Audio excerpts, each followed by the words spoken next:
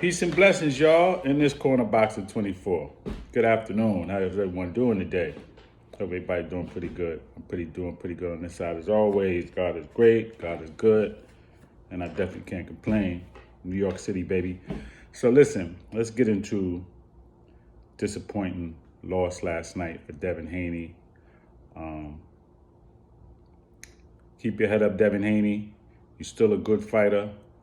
You still did a lot of things at 25 years old. You're doing what a lot of other fighters was never able to do at the age that you've done it. You've broken some records. You was undisputed at 135, and you already got a belt at 140. You still got your belt because Ryan Garcia lost it on the scales. And now we know, no excuses, you got beat, hands down. But however, pardon me, however, we know that Ryan Garcia was playing games the whole time, and he came in over the limit. Most likely it looks like, because that's just what he wanted to do. He wanted to get any advantage that he could get. So he wanted to come in 3.2 pounds over so he could rehydrate as much as he could and be stronger, be able to push Devin around the ring and grab him and hold him and control the flow of the fight. And that's what he was able to do, okay? So a few things that I saw on Devin Haney's side, right? Number one, what I saw, it seems that Devin Haney, emotionally, Ryan Garcia got in his head. I didn't think that was going to happen. I know some people said, well, the push kind of showed when he pushed him. He shoved him at the Empire State Building. Yeah, he was being emotional. But if you remember, he did the same thing with Lomachenko, and he beat Lomachenko. But the difference with Lomachenko and Ryan Garcia is Lomachenko is not a trash talker. Ryan Garcia is the whole time. He's talking trash, saying things, the antics, the weigh-in with the beer. He just, doing a lot of stuff to get you out of your positive confidence, your mindset that you could win this fight. He'd do anything. And that's what he was doing, right? Trying to keep Devin Haney on his heels. So Devin Haney, it seems like he fell for it.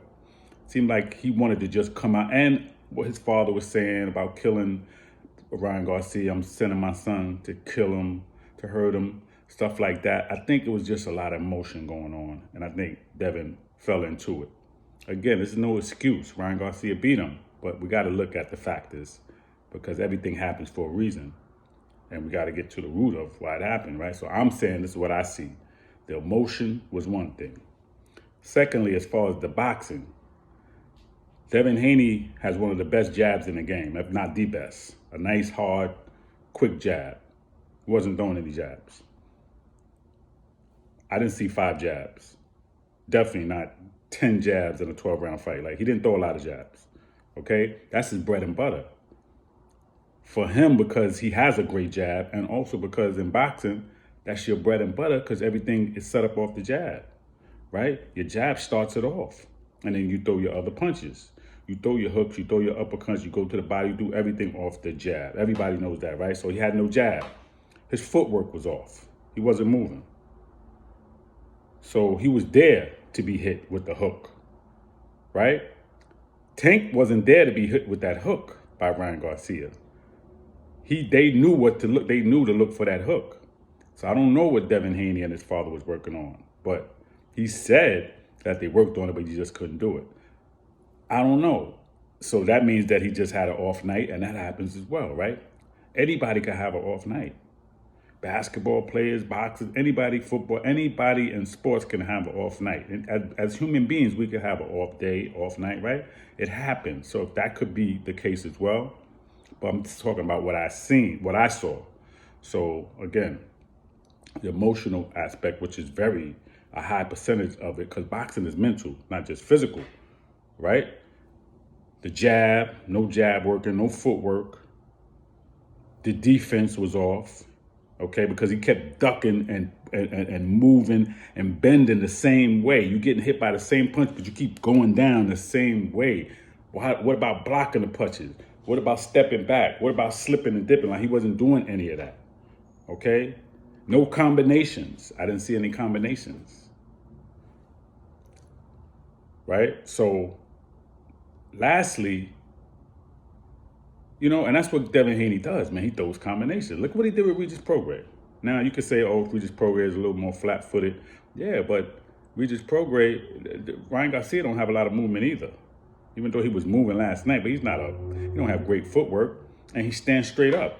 He's definitely there to be hit. And let's not get it twisted. Devin Haney did buckle him in the fight. He just didn't keep it on. He just didn't capitalize off of that. And I think that's because of the knockdowns. He, even that first knockdown took a lot out of him. And then the other knockdowns really just took him to a point where he didn't have any power on his punches. It's not about knocking somebody out with one shot, but it's about weighing them down sometimes. And Devin Haney just looked like wasn't nothing on his shots. So those are the things that I saw that he didn't have, And the last thing I saw was that you're chasing down a puncher. You never chase a puncher down. You let the puncher come to you and you try to offset him with your defense. But if you chase the puncher down, eventually he's going to catch you. Because you chasing him down, not even throwing nothing. Ain't like you chasing him down throwing a barrage of punches. You chasing him down just in front of him. You didn't cut the ring off, Devin Haney. And you chasing down a puncher like Ryan Garcia. That wasn't a good move. So there was a few things. That's about 5, 6 things that I named that led to the loss. Okay?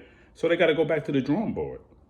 And they got to look at the fight, as painful as it is, and they have to just say, okay, wow, I didn't do this, I didn't do that. I know his father did say at one point, throw the jab, use your footwork. I don't know. It was a bad night. It was an off night. And Ryan Garcia psyched out everybody. He was focused. He was into the fight. No matter what was going on outside the ring, he was in there focused, and he wanted to just beat Devin Haney no matter what. Even though he didn't get a belt out of it. Even though he's never been a champion, but he just wanted to get that win. So now for me, again, I think Devin Haney will do better in a rematch after he looks at the tape, after he watched it a few times and they dissect it and see what he did and what he didn't do. Because what you didn't do, you got to do that better. And what you did do, you do better, right?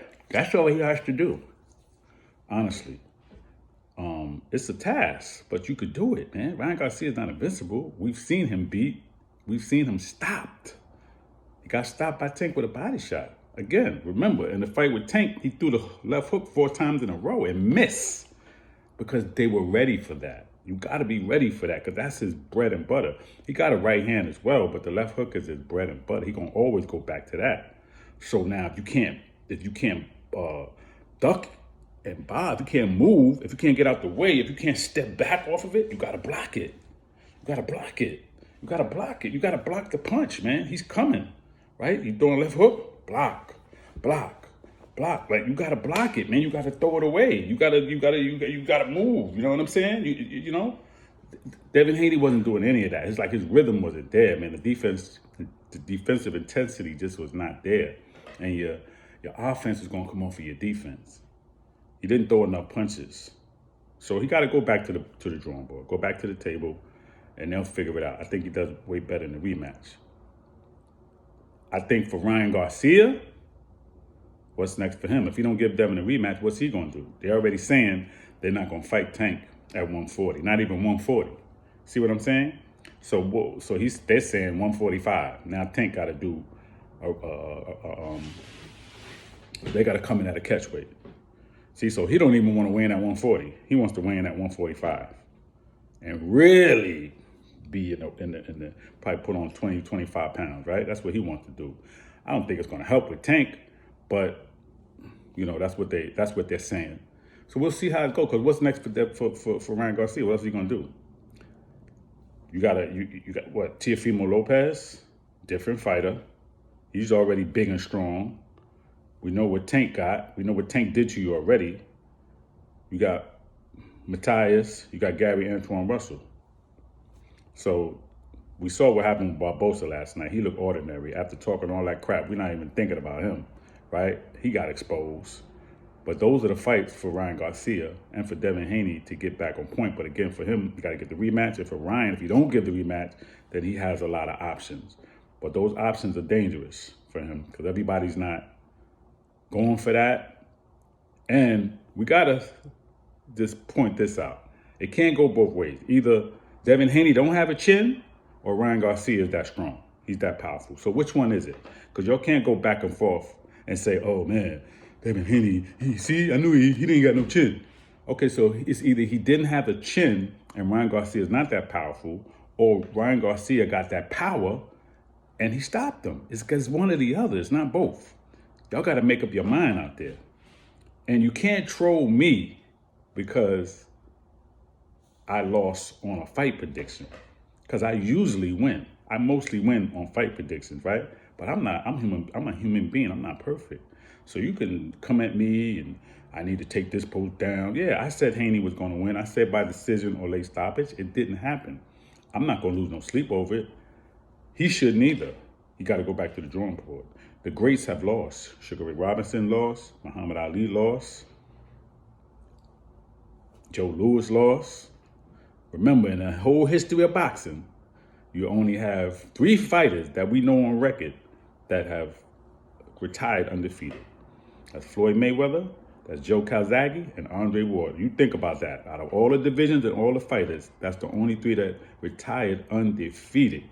And we know there were some close fights with Floyd where he could have lost. We know Andre Ward could have lost that fight, could have been given an L with Kovalev. And Calzaghe, we know he caught people at the tail end of their career. So, but the bottom line is they retired undefeated, okay? So very few have gotten out of the game with no L.